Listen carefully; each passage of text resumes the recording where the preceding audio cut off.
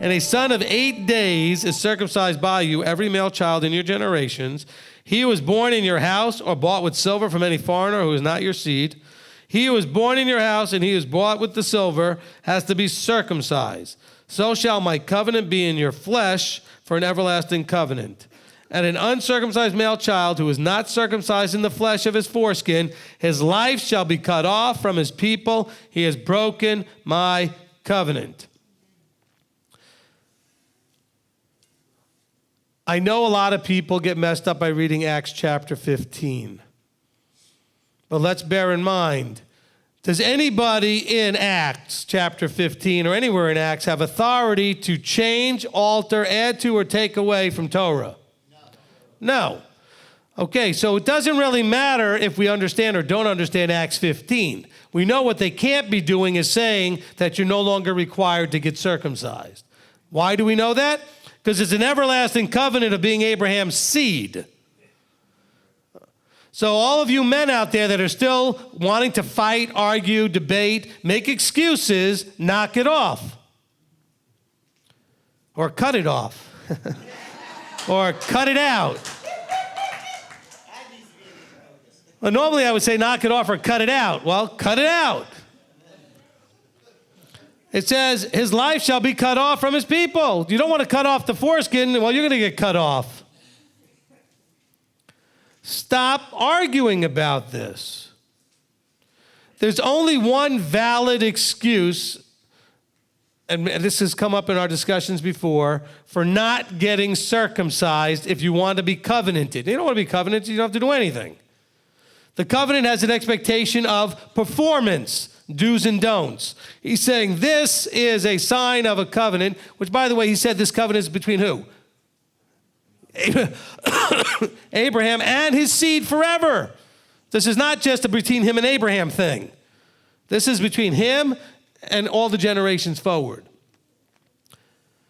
So let's understand, as we're looking at this covenant that's between him and Abraham and his seed going forward, okay, and we want to make excuses and we want to spin this and that because you don't want to do what you don't want to do.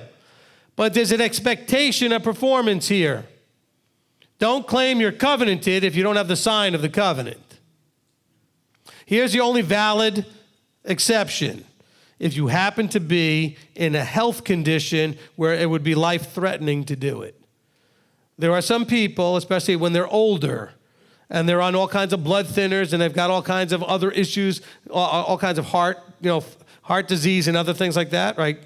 That where they really would be to go in surgery like that, because they'd have to come off the thinners to do it, so it would clot. It's a health risk. I mean, like serious, like life-death risk. That's the only exception to the rule.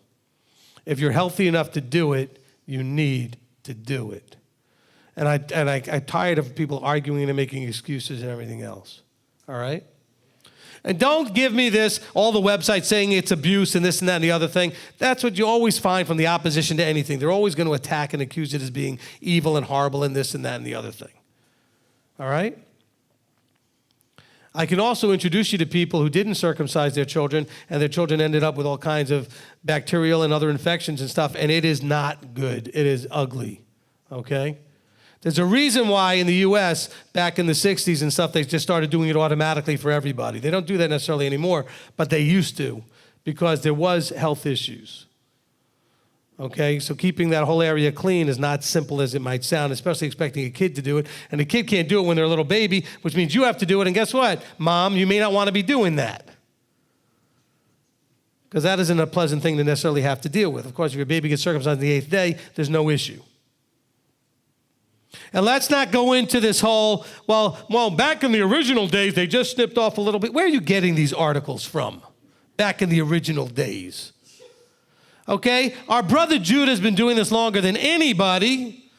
They're the ones who maintain the sign of the covenant, and they cut the whole thing off, thank you very much.